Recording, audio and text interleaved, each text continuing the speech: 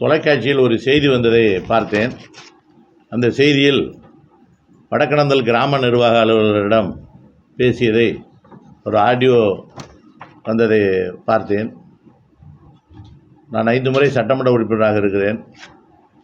இந்த மாவட்டத்தில் மூத்த சட்டமன்ற உறுப்பினர். மக்களுக்காக பல்வேறு துறை அதிகாரிகளிடையும் மக்கள் சொல்லுகின்ற போது அவரிடம் தொடர்பு கொண்டு பேசுவதோ, நேரடியாகவோ தொலைபேசி மூலமாகவோ தொடர்பு கொண்டு பேசுவது எப்போதும் வழக்கம். அண்மையில் 1ஆம் தேதி பெஞ்சல் புயல் வந்தது. அந்த பெஞ்சல் புயல் வந்தபோது எங்கள் ஊரில் வடக்கணந்தில் இருக்கின்ற கோமிக அணையில் தண்ணீர் அதிகமாக வரும். அது எப்படி திறந்து விடப்படுகிறது, எவ்வளோ தண்ணீர் வருகிறது, விவசாய நிலங்கள் எவ்வளோ பாதிக்கப்படுகிறது என்று பார்வையிடுவதற்கு சென்றேன்.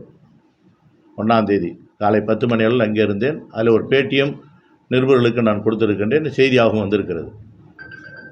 உடன் நீர்ப்பாசனத்துறை அதிகாரிகளும் உடன் இருந்தார்கள். அதற்கு பிறகு அந்த அணையை விட்டு இறங்கி வந்தபோது ஒரு 40 பேர் விவசாய பெருங்குடி மக்கள் அருகாமையில் இருக்கின்ற காணாங்காடு, அங்கே ஒரு 100 வீடுகள் இருக்கிறது, சுற்றி ஒரு 400-500 ஏக்கர் நிலம் இருக்கிறது.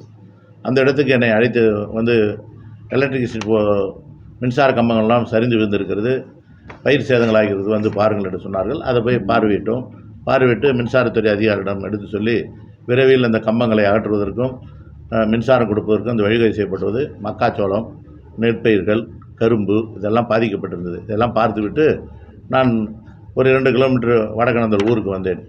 வந்தபோது என்னுடைய வீட்டுக்கு அருகாமையில் சட்டமன்ற உறுப்பினர் அலுவலகம் இருக்கிறது. நான் இருக்கும் அலுவலகம், அந்த அலுவலகத்துக்கும் கிராம நிர்வாக அலுவலர் இருக்கிற இடத்துக்கு 100 மீட்டர் தான்.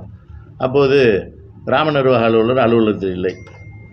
இன்னொரு கிராம நிர்வாக அலுவலர் நேருக்கு கிழக்கென்று 2 பேருமே இல்லை.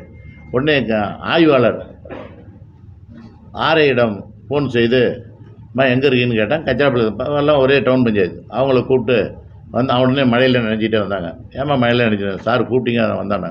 அப்போ ஒரு 120 பேத்துக்கு மேலே என்கிட்ட வந்து இந்த மாதிரி வேளாண்மைத்துறை அதிகாரிகள், ஹார்டிகல்ச்சர் அதிகாரி எல்லாம் வந்து நிலத்தெல்லாம் பார்வையிட்டு போனாங்க. ஆனால் எவ்வளோ நிலம் என்னங்கிறது சிட்டாடங்கள் விஓ தான் கொடுக்கணும், விஓ ஆஃபீஸில் இருக்க மாட்டேங்கிறாங்கன்னு என்கிட்ட சொன்னாங்க. ஏமா இருக்கேன்னா சார் ஒருத்தர் லீவ் போட்டுன்னு சொல்கிறாங்க, எனக்கே தெரியல, இன்னொருத்தர் வந்து மீட்டிங்ன்ட்டு பஸ் ஏறி போய்ட்டுன்னு சொல்கிறாங்க அப்படின்னு சொன்னாங்க. நான் உடனே சரிம்மா கூட்டு வச்சு சீக்கிரம் இவங்களுக்குலாம் சிட்டாடங்கள் கொடுங்க, ஏன்னா கிராம நிர்வாக அலுவலர் தான் கொடுக்கணும், அதை கொடுங்கன்னு சொல்லிவிட்டு நான் உடனே என்ன பண்ணேன், ஃபோனை போட்டு இந்த கிராம நிர்வாக அலுவலர்கிட்ட, நீங்கள் கிராம நிர்வாக அலுவலராமா அப்படின்னா, வணக்கம் நான் உதயசூரன் எம்எல்ஏ பேசுகிறேம்மா, நீங்கள் என்ன ஊருன்னா தகரன்னாங்க.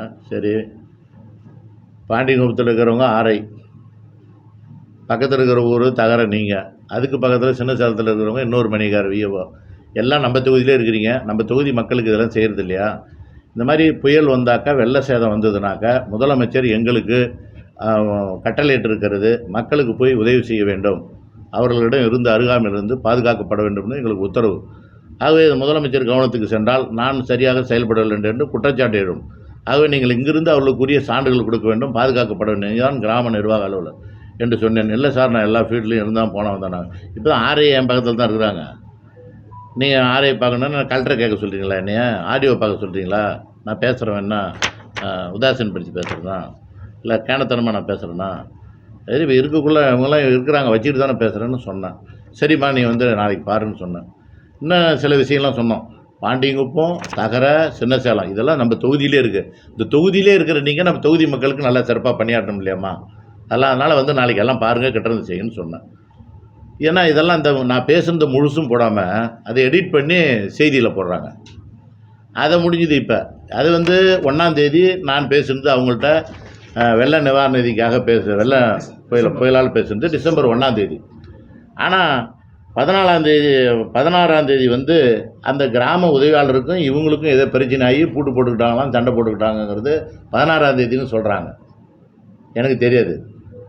அதுக்கு பிறகு இப்போ 4ஆம் தேதி 2 பேரும் சண்டை போட்டுக்கிட்டாங்க, சாணியால் அடிச்சுக்கிட்டாங்க அப்படிங்கிற ஒரு செய்தி வந்திருக்கு. ஆனால் இது பிப்ரவரி 4ஆம் தேதி. நான் பேசுனது டிசம்பர் 1ஆம் தேதி.